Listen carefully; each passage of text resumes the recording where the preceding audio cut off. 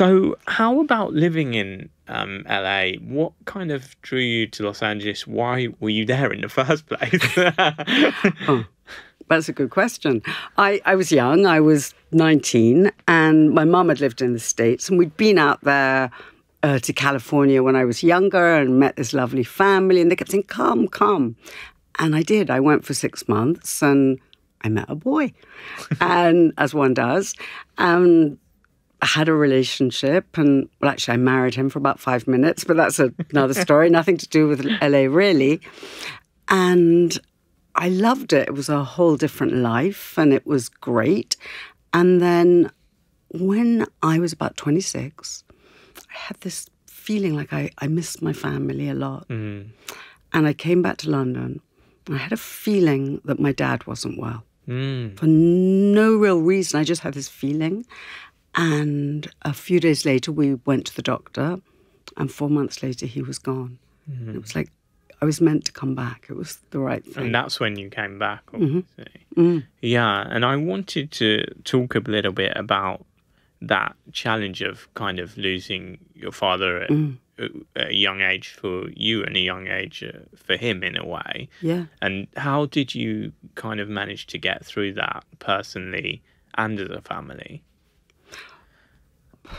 It's hard, obviously. It was very hard. And I will tell you, for me, every challenge I faced in my life, being an artist, has given me a place to go, like almost like a lighthouse.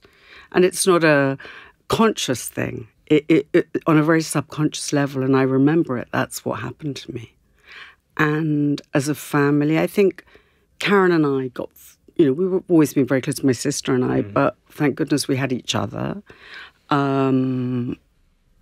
It's a process. Grief is a process, and what's that saying? You never get over your grief, you learn how to accommodate it. And I suppose, I still think about my dad, but I always feel him with me.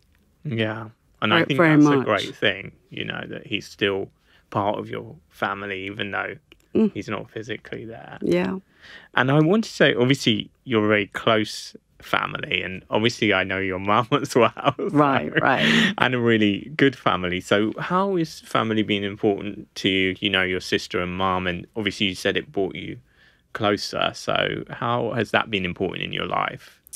Well, in a way, your family are like the soundtrack of your life, because they bear witness to everything, the good and the bad. I, obviously have lived a very large portion of my life in another country. But, they would come all the time. I would be in London. But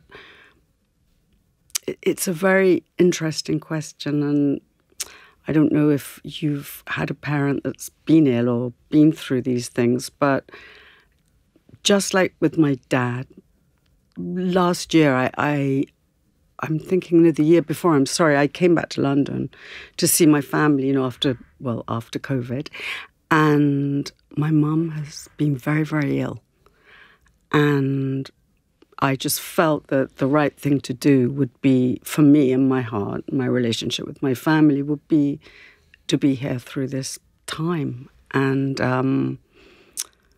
it's been stressful and hard and incredibly poignant and beautiful and messy, and it's brought up a million things for all of us, but I'm very grateful that I can be here, and truly I am having a little bit of a love affair with London. That's good. Through the lens of me, the artist. I belong to a group called Urban Sketchers, and they're great, and I had a piece published in their book last year for the anniversary book, and it's such a beautiful and interesting city that I found a way to hopefully to reframe my life so that I can be with my family. Because at this time, that's really important. The most important for me. Yeah. Well, it's obviously the piece of art that you did for us, which people can see if they go to your social media or come to our clinic, really, kind of epitomizes London and brings the kind of joy of it all, you know, and the life and the bustling, and it's kind of unique. I think it's the best city in the world, you know, but I haven't seen every city, but, you know, I think it's a great, wonderful city, amazing energy, and so many diverse people. Well, yeah, absolutely. You know, when you live in a city like LA, and I love LA, and it's like sort of like having an affair and a marriage. I love them both. But London, as you say, is so diverse. It's so busy. It's pulsing with people. And it has so many stories everywhere you look. And I'm putting together this art at the moment. It's like a love letter to London. Because it is such a beautiful city, and I love the seasons. I think it's something I didn't realize how much I'd missed the seasons. And you see the passing of time. And it's a very elegant process because it's so subtle and so nuanced, and all of a sudden there's spring.